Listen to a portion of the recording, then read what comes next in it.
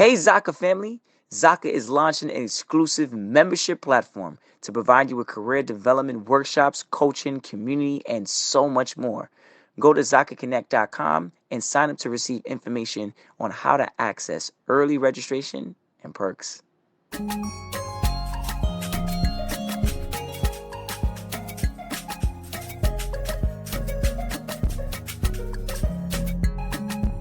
Hello, everybody. This is Paul Herman, the Prince of Motivation and host of Zaka Presents My Journey.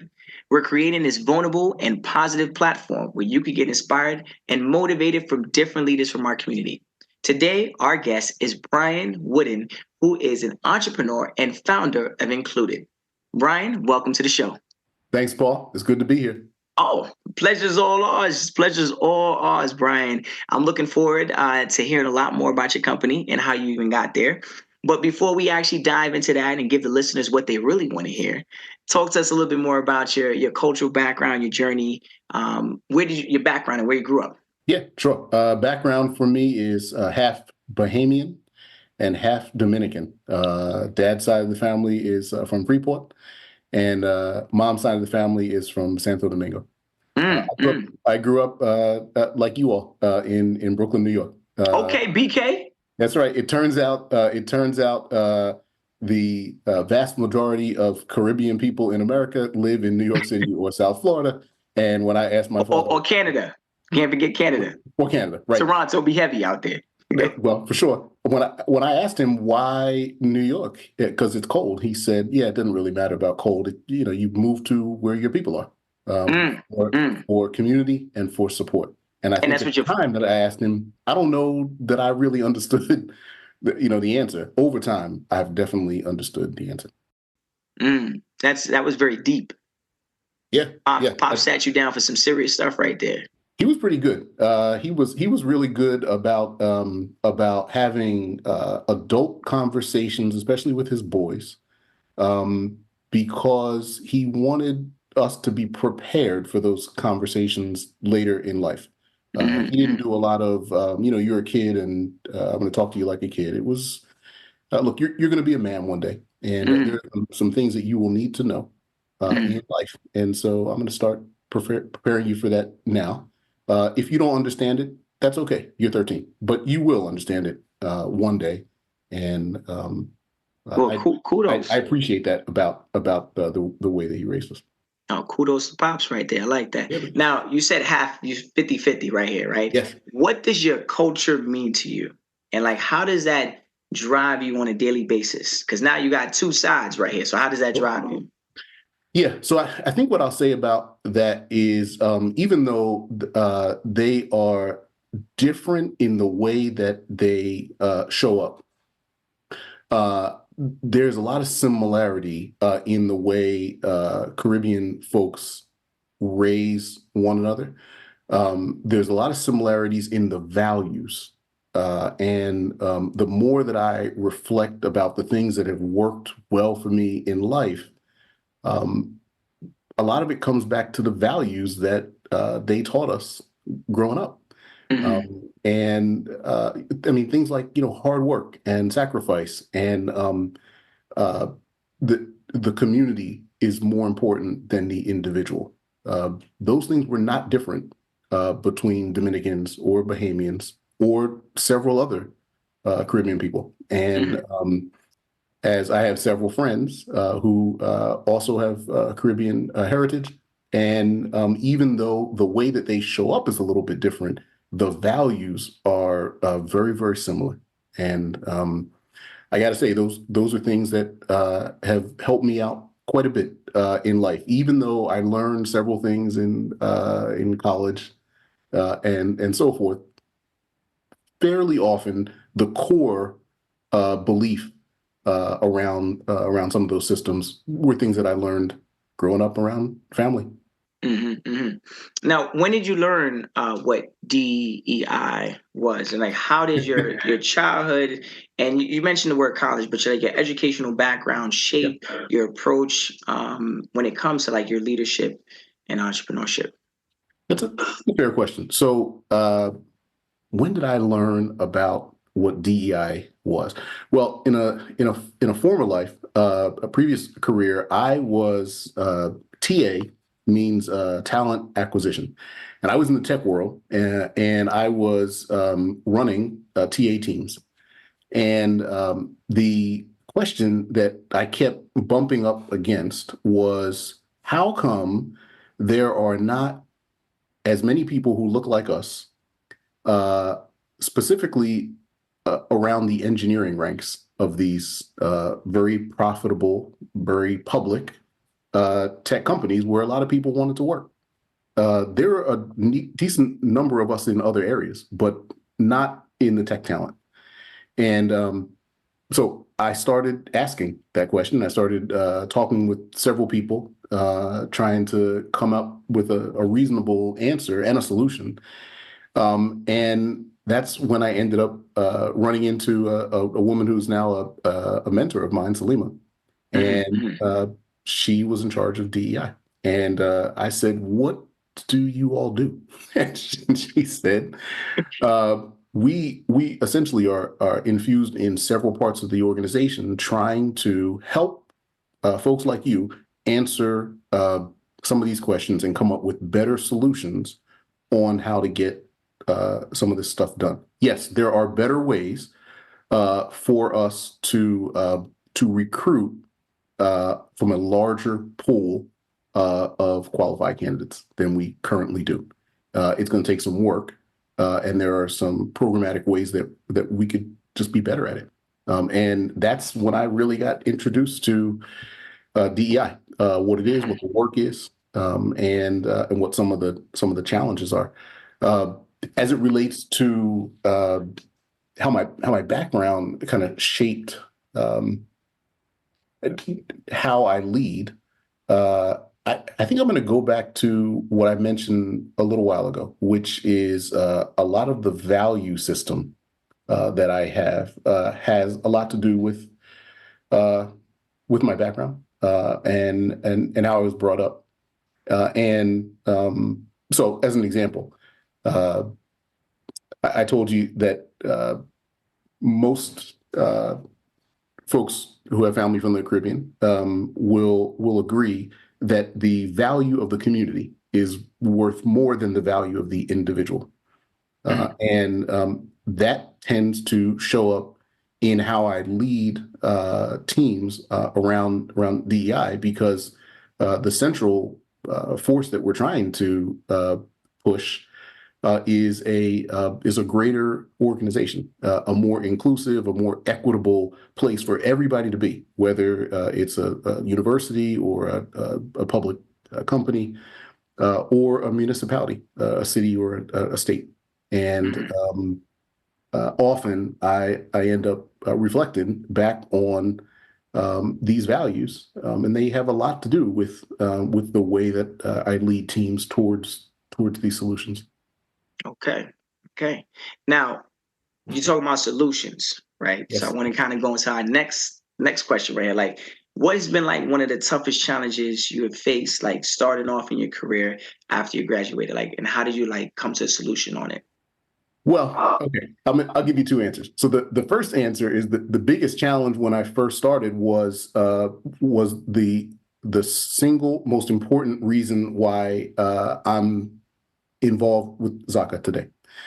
It was that we didn't have as many folks who looked like me or you, who I could actually choose as a mentor to help me from I don't know anything to eventually I want to be good at this thing that I do. Sure. And while you can choose anybody for a mentor, it's more powerful to choose someone who looks and sounds like you, because you can see your future in theirs. And there just weren't enough of us in the tech space at the time. So that's the number one reason. And my second answer, a little bit more practical, is the single biggest challenge early on in corporate America was getting promoted.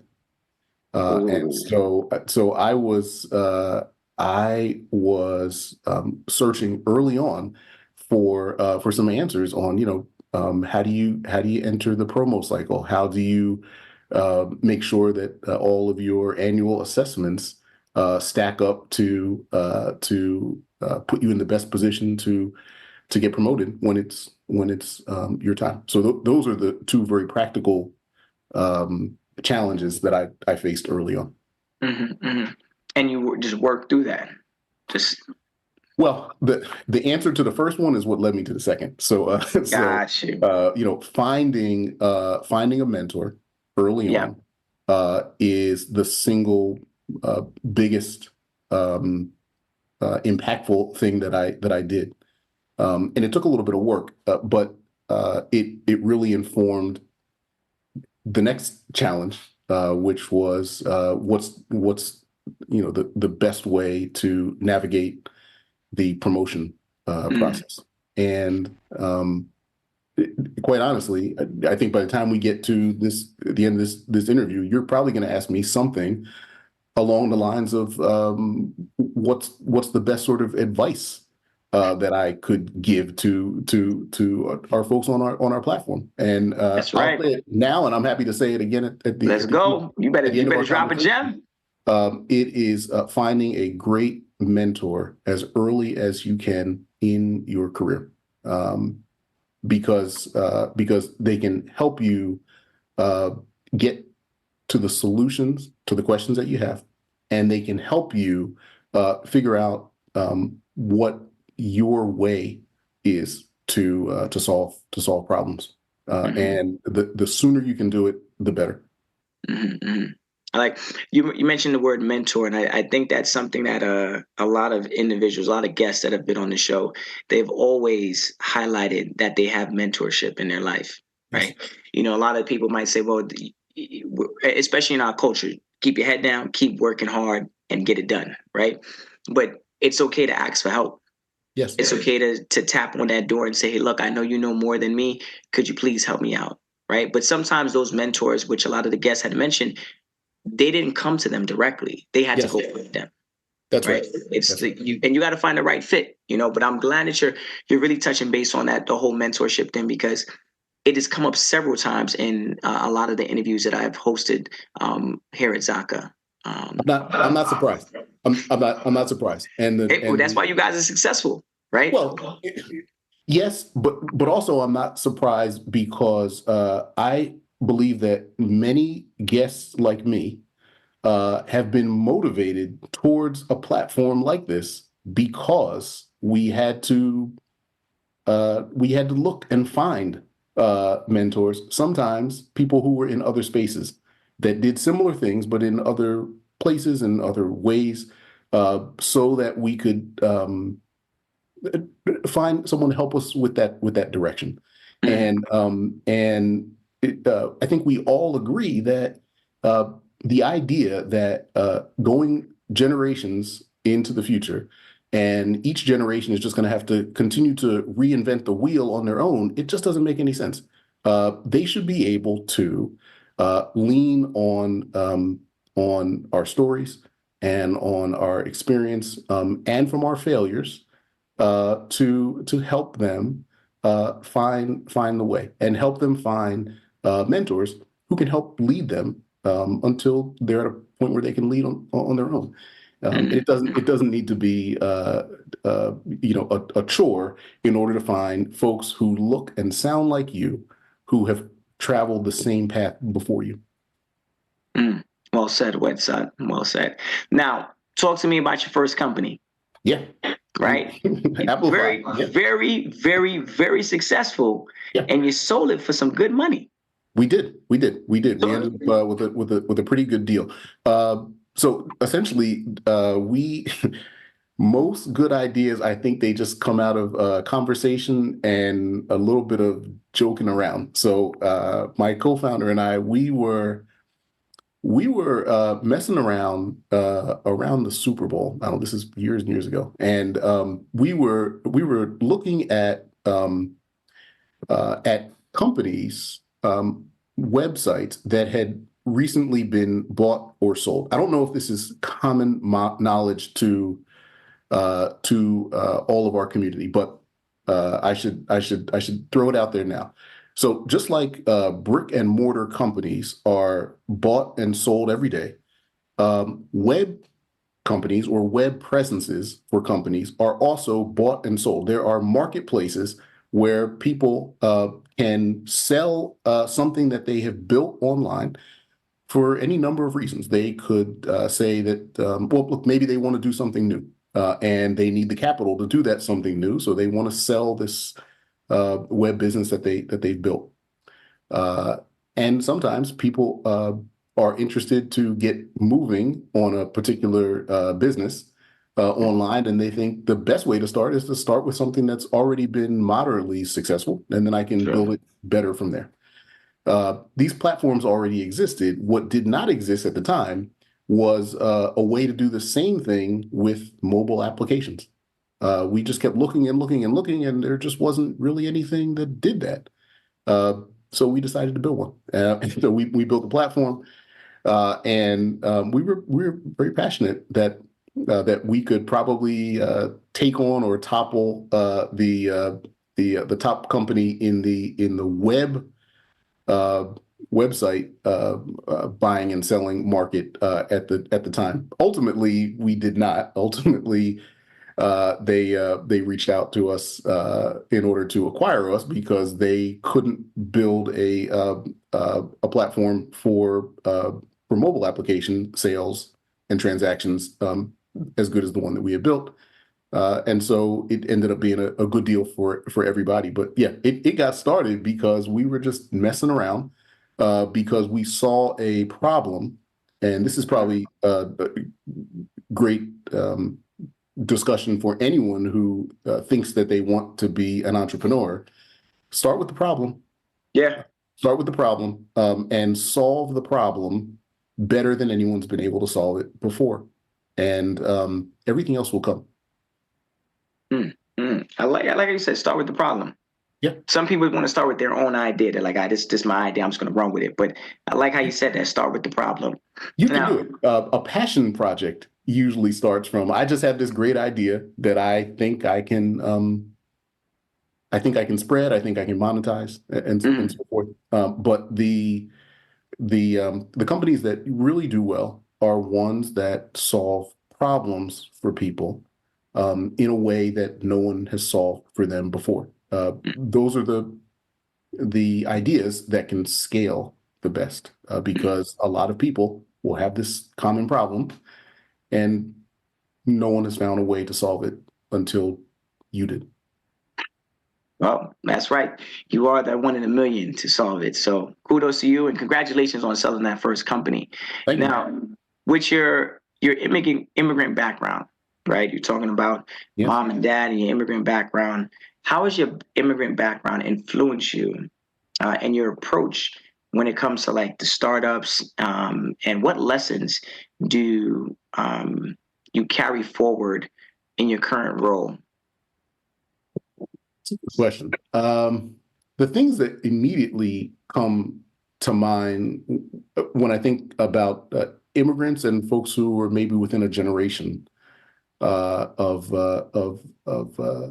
immigrants to this country is I always had this this feeling of wanting to hustle, of wanting to of needing to be resourceful in how I found solutions to pretty common problems.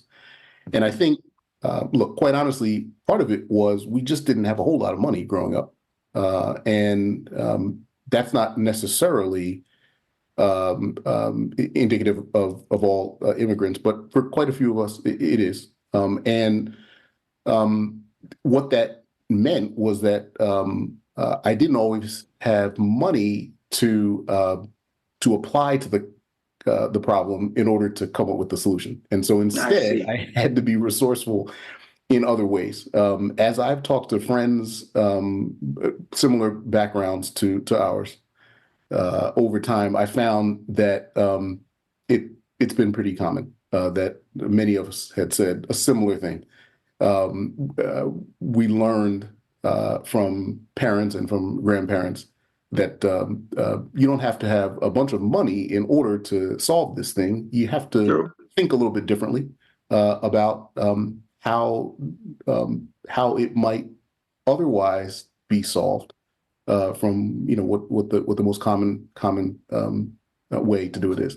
Mm. And so I think that's the thing that immediately comes to mind is that's always been something that's been in my toolbox, and I think it came from two parents who were resourceful without having the dollars at the very beginning. Nice. How has that impacted kind of my view of startups? I think look, it's helpful. It's helpful to have money, but I'm glad you just went right to the chase. You just cut it right there. It's great. It's well, good to look, have. look, Money's right. a tool. It's a tool. It's a resource. Yeah, it is, and it doesn't make sense to act as if it isn't helpful, because it is helpful. But when I think about the way that you can leverage dollars, I think probably my background has a lot to do with how I view the way that you get there. So as an example, you could, if you have the money, you can just write a check for just about anything. Yeah. If you don't, or if you don't want to use it, there are ways to leverage financial institutions, to leverage investors, other people who also see your vision and believe in your vision, and they're willing to trade some resources, some capital, for a little bit of control in that thing that you believe so passionately in. Yeah. And I think it's probably fair to say that I was willing to explore those options because of my background, because of the idea of a little bit of hustle, of a little bit of resourcefulness, uh, and mostly because I strongly believed in the things that we were doing, and so it just made sense that if others also believed, then to cut them in for a little bit. Well, you definitely did a good deal over there. Yeah. So congratulations on that. Like, what did you do after your startup? You went on vacation, or you just? I see that reading your bio, you went right back to work. Yeah, I saw that you went to work at Facebook. I Like, did. what did you do for them, and like what was like one of the biggest accomplishments working with them? Right. So we sold a company to a partner of theirs, and so it was essentially part of the deal, that all the folks who worked for us would work for them for some period of time. They would enjoy some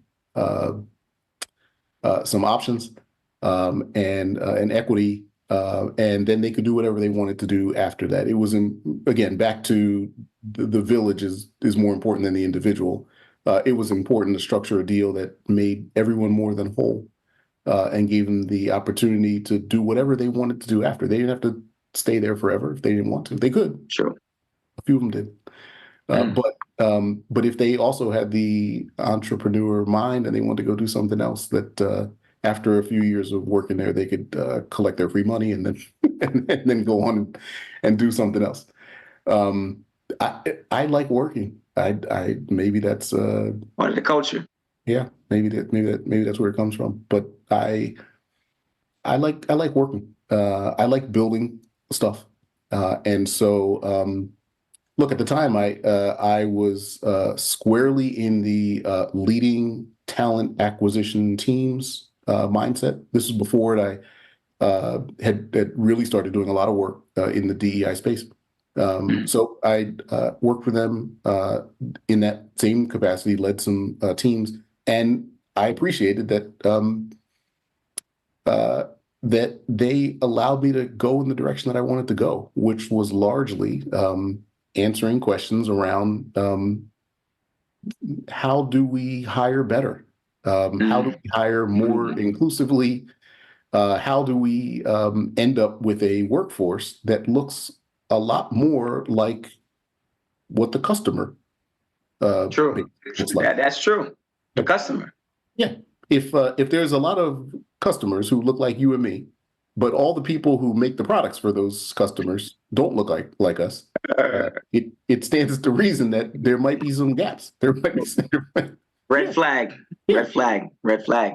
And some people might not even notice it. Some people might not even care, but there are a good amount of people that do, right? So it's important to make sure that companies are paying attention to stuff like that and really making sure that the front line is met with diversity so that their customers feel like when speaking to somebody on the phone or whether it be through a Zoom or something along those lines, that interaction, right, is genuine and organic. Not saying it can't be from different backgrounds, but it's good to know that the other person on the other side is speaks that same language as you. Yeah, for sure. And look, and not only from the so you were right 1,000%. Not only from the perspective of engagement, but also from the perspective of companies that make things. If you make products and all the people sitting at the table whose job it is to assess the thing that you're making and what it does, all have a very similar educational background, a very similar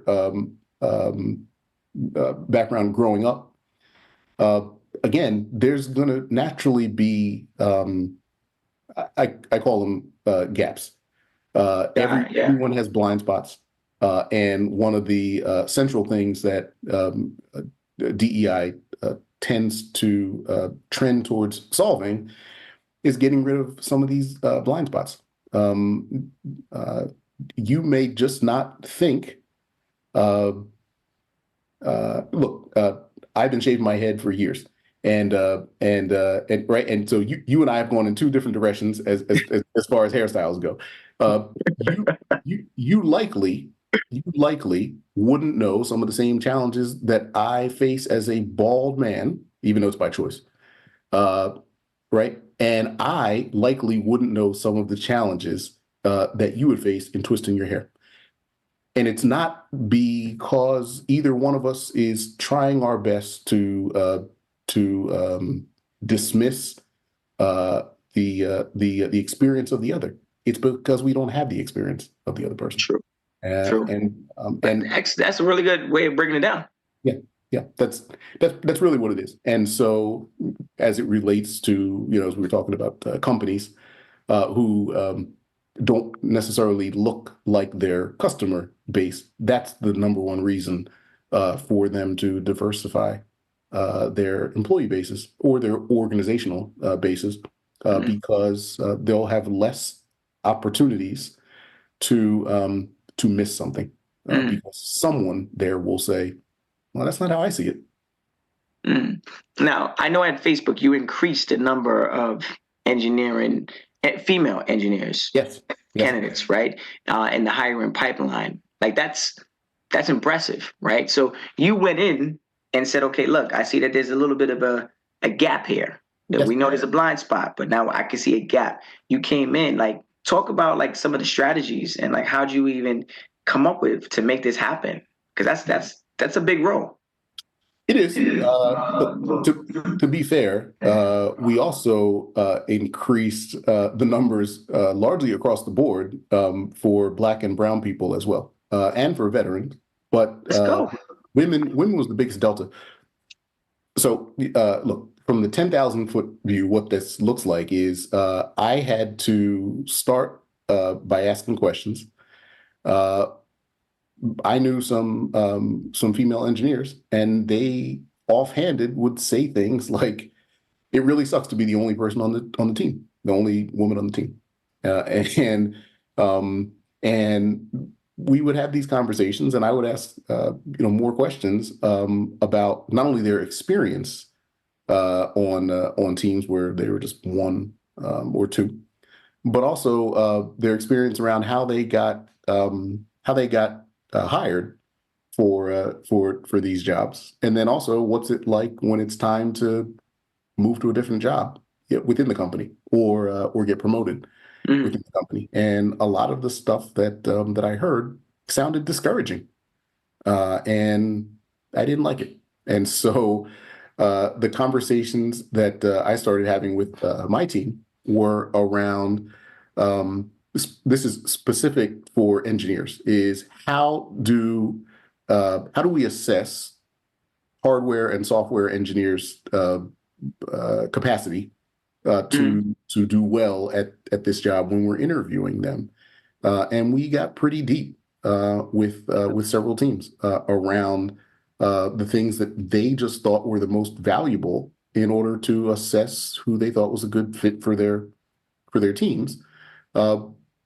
And then we did research, and we had some data that essentially showed all of these ways weren't the best ways to assess who was going to be a great fit on your team. And there are some other ways that we might encourage you to try that could fairly equally, or sometimes better, predict who could be a pretty decent fit for your team. And it took it took some work. I can only imagine. It's not like you snap your fingers and it happens. No, there was a lot of resistance to these ideas.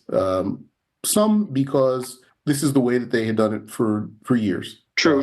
If it's not broke, don't try to fix it. Yeah. What's the problem? Was one of the questions that I heard all the time. That's the question. What is the problem? You should see there's a problem. Yeah, and I said I completely understand that you don't see that there's an issue, but some of your teammates, they do, and if you want to take into account that everyone doesn't feel the same when it comes to their feelings of being included or being or belonging. Represented, included, That's right. So that was a hurdle. I'll be honest. That was a hurdle. It took some time to, and I want to be fair here and say that that's not a Facebook or only a tech issue. Yeah. I've seen it across the board with all sorts of organizations that we work with over time. But it's kind of standard.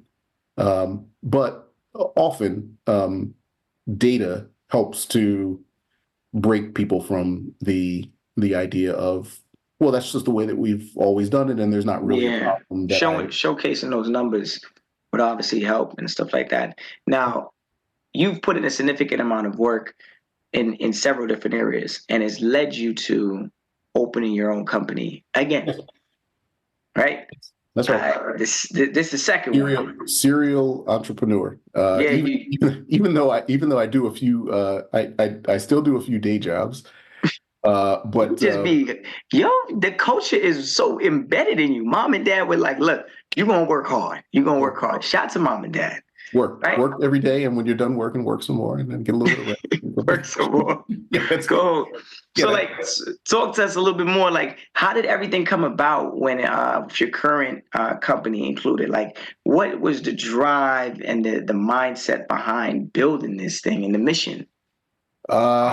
It started because so it's important for me to say that your friends and your family, your community, is largely what can help you in bad times, and what can propel you towards good times.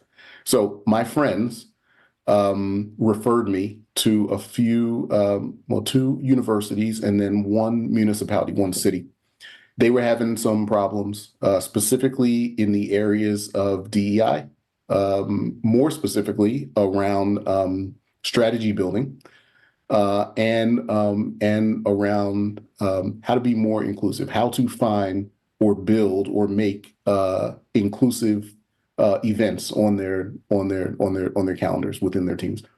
And two friends and one previous coworker all said, Bryan's been studying this and working on this in several companies for a bunch of years, and he he finally opened a small consulting business, and you should talk to him. And I appreciate that they did that, because networking is important for a lot of things. And that led to more universities and more cities and towns and states and more organizations, largely medium-sized public companies and some private. But essentially, they had the same sort of problems, and the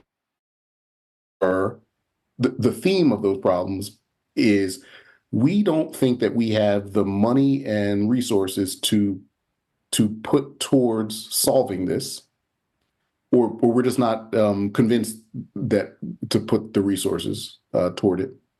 But we know we have a problem, and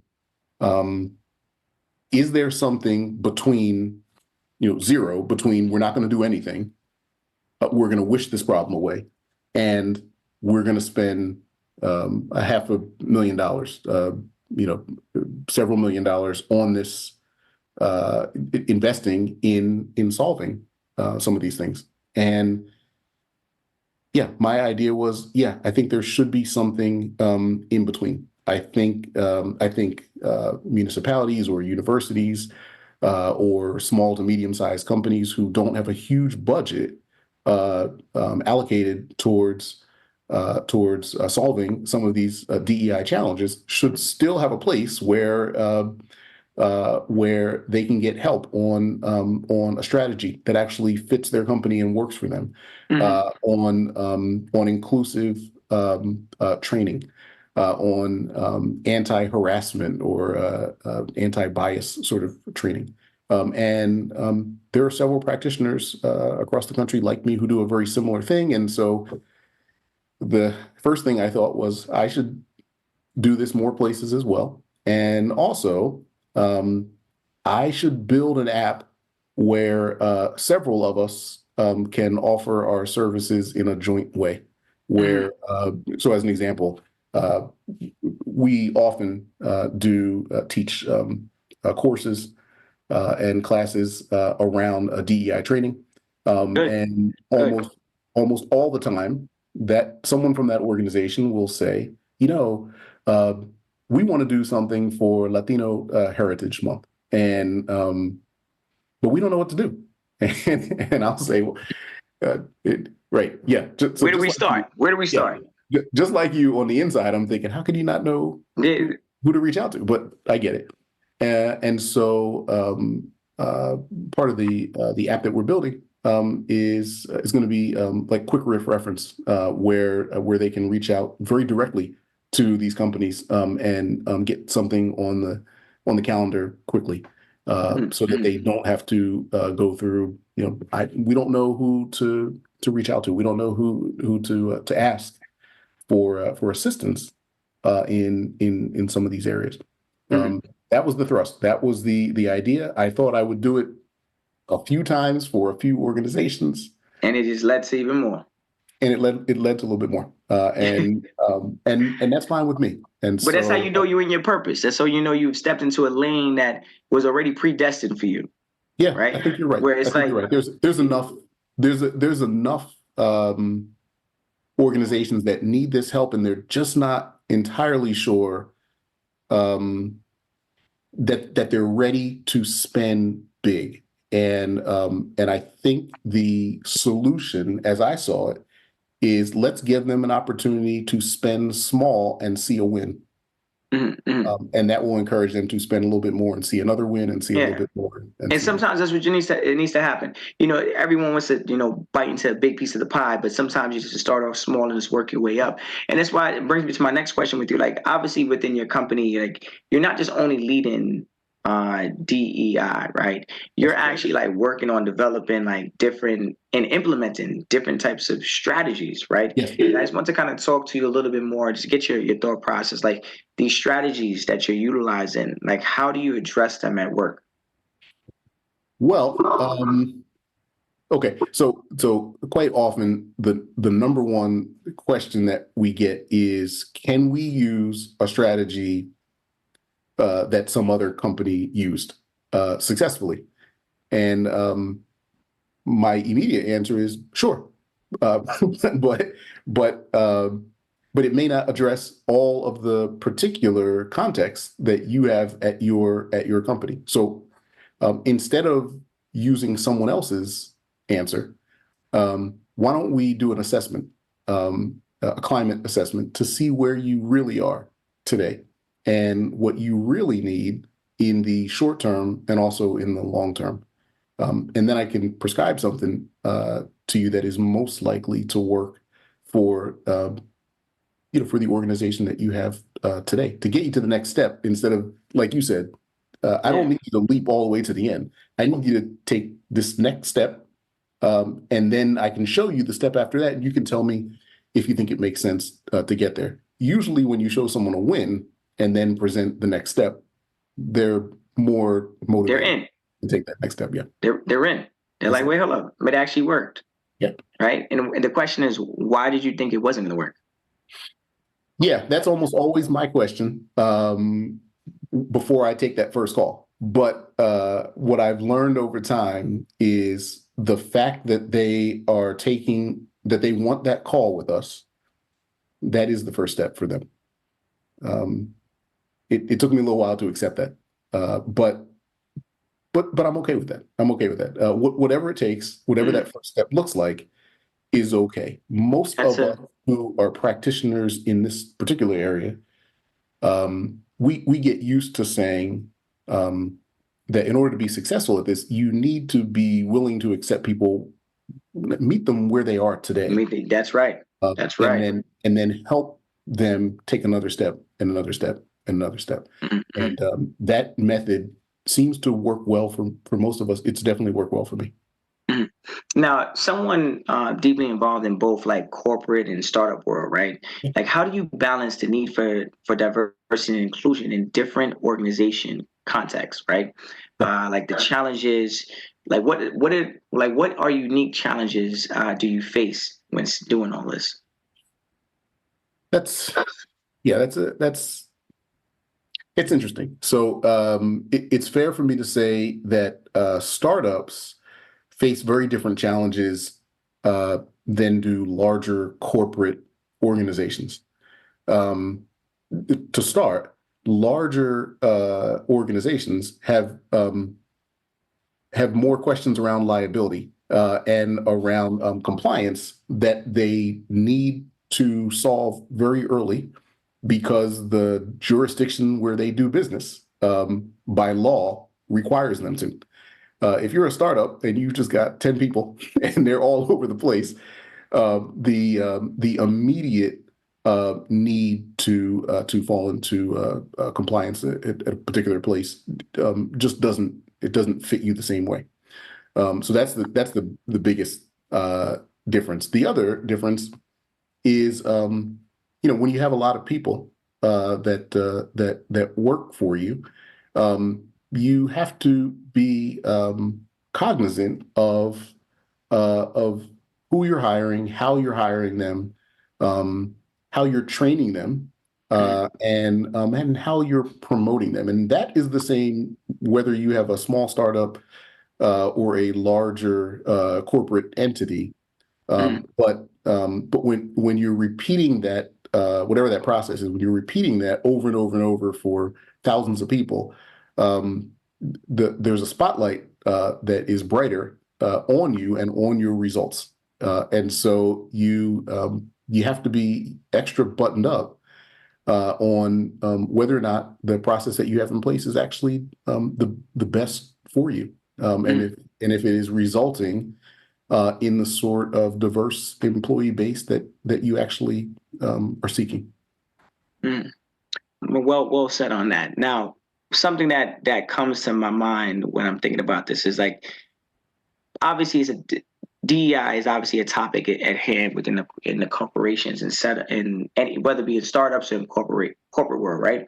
But what is like your take on it on social media? Because I know it's been a big thing. Social media has been a little heavy at times when it comes to this kind of stuff. Now, I know obviously social media is a great platform to get the message out there, right? But sometimes the message could come across wrong or even incomplete. Yeah, which causes confusion and stuff like that. So what is your take on that? it can be. Look, generally speaking, I think, well, social media is a great tool. And I think that people who are professionals in, let's say, marketing and communications would and have told me that you have to be great at mastering different forms of communication for different audiences. So it's fair to say that if you do a poor job uh, getting your message out on social media or through social media, and it gets misinterpreted, that's kind of your fault. True. Similarly, if I take a speaking engagement someplace or I do an interview someplace, and I do a poor job in how I communicate the message that I intend to convey, then it's kind of my fault. Even if others run with it later and distort it. So to your point, you're right. Across several social media platforms, the message of DEI has largely been distorted, sometimes on purpose, and sometimes through no fault of their own. But it's still up to those of us who are practicing in this area and trying to advance the the end goal that we become better at communicating across several different modes in order to reach the right audience. Audience, And so yeah. if I'm good at giving interviews and I'm not very good at social media, I should probably talk to someone who is a professional in communications in that way, so I can get better at it. Otherwise, I'm pretty likely to fall prey to getting it wrong or somebody misinterpreting my message. I like how you point that, because then if you're obviously trying to get a message across, like obviously like social media is totally different from an interview. An interview is Yes. totally different from a podcast. So it's the way you kind of and obviously public speaking arrangements and stuff like that. Like it's different platforms, and you have to know how to convey the same message but to a different audience. Yes, and there are communications professionals who Yeah. are very, very good, right? They're very practiced, and they know the tips and the tricks. And if you've never done public speaking and you find yourself getting booked for a public speaking opportunity, it's it's good practice for you to at least consult with someone who True. does this for a living before you just wing it. Now, you've been very, very successful, and that's also based off of your culture, just your drive and your determination. You know, your first business to the second one that you're at right now, working at Facebook. You have a lot of great accolades, right, and a lot of great achievements. But I'm going to switch it up a little bit right now. We're going to dive into another direction because I want to know one of your lowest points in your career, and how did you overcome it? My lowest point was when I got fired from one of those companies because I was just pushing too hard. I was yeah. So Not the even lazy. Not no, even lazy. so I wasn't even doing what I was supposed to be doing. No, I pushed too hard. I was definitely not doing what I was supposed to be doing. Ah, But here's how it looked. I was explicitly told to work on something. I did. I worked on it. I put my team on it, and because we got mostly done quickly and we had time, I decided on my own that I wanted us to work on something else. The something else I wanted us to work on was was a new plan for opening up software engineering interview modes. I'll give a little context. So largely the way that you assess software engineers is their capacity to write meaningful code, code with not a lot of bugs, and code that works. And there's several ways to do that. At the time, the way that we were doing it en masse was the biggest value went to live coding exercises, which is fine. There's quite a lot of value that you can derive from that, mostly because you can see how someone reacts in real time if they get something wrong. What we saw was not a lot of Black and brown people or women did great at that. But if you gave them an opportunity to write code in a different environment, where they weren't being hawked every second, and they were able to sit quietly and write their code, then they could often produce very elegant code. And so we were trying to figure out a way to get more of them into the process. And so that's what I thought it was important for us to do. My manager and manager's manager said, "That's not your job. Don't worry about that. Just worry about the thing that I told you to get the team to do." And I said, "Well, I've already done with the team." and essentially they said, "Look, man, like, you were just not paying attention. We don't want you to do that. We don't want you to work on that." And I said, "But it's important." And they said, "You're out of here." And I said, "Okay."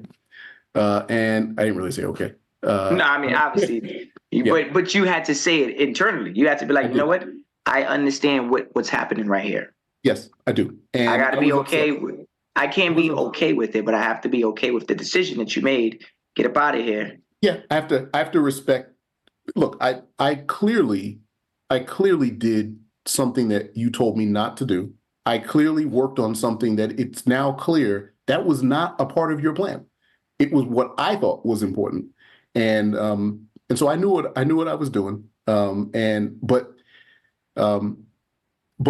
it hurt that that was going to be the mark on me for other employers, that they would say, "Well, I mean, he's really, really good at what he does, but then he just chooses to do these other things that he thinks are important versus what we believe are the most valuable things to be doing." True.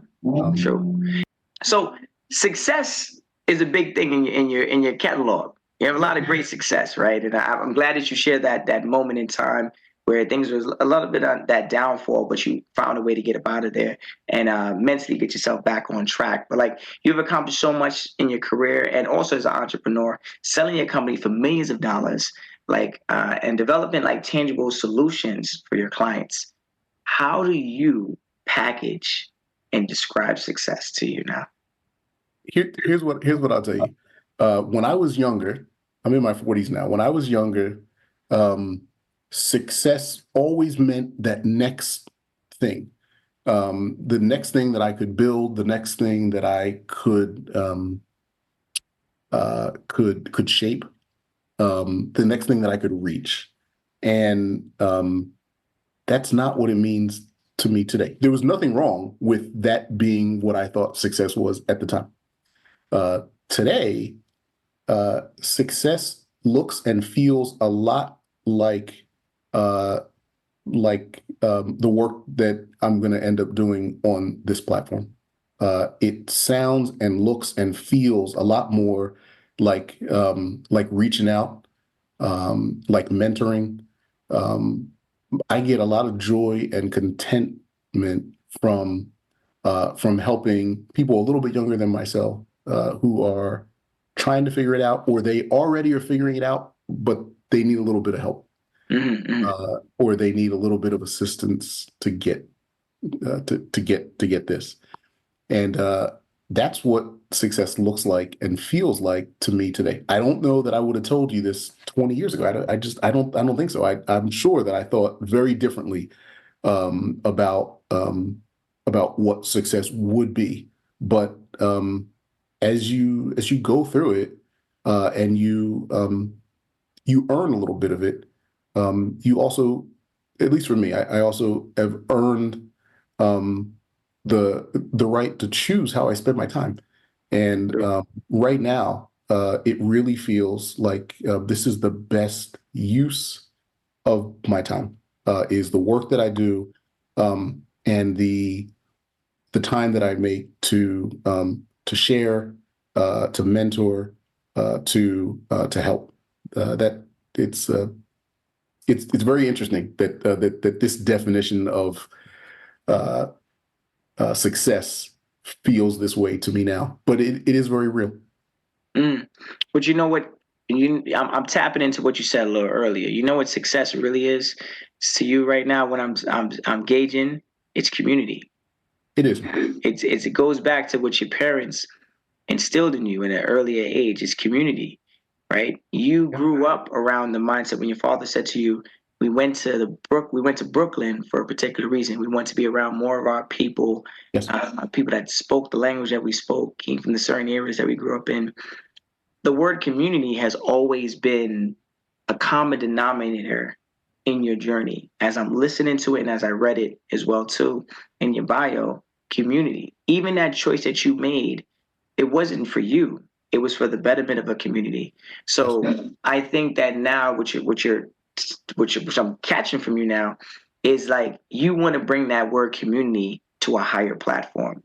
And I'm so honored to have you on the show, on our podcast, Zaka, to kind of say that out loud, right? Yeah. And letting our listeners know that you're here for them, that you're willing to help because that's a part of the journey for you right now. And that's why it's very important to be a part of that journey. And I'm blessed to be a part of and witnessing and hearing and meeting you on this journey because there's so much more life in you. If you've done all this stuff right now, I could only imagine what the many more years are to come. And it brings me to my last question for you, right? Lastly, I know you kind of touched on it a little bit earlier, but like, what advice would you give to aspiring entrepreneurs and DEI leaders like yourself, right? Especially those from immigrant backgrounds, based on your journey and your success? Yeah. There are a lot of us out here. Don't be fooled that there's not a lot of us on television, but there's a lot of us out here, and there are platforms like Zaka that will bring you in contact with several of us and several of our stories and several of our ideas. Don't reinvent the wheel every time. You don't have to. Learn from our successes, learn from our failures, find a mentor as early as you can, who can help lead you in the space that you're most interested to pursue. And don't be afraid to hustle a little bit. Don't be afraid to be resourceful.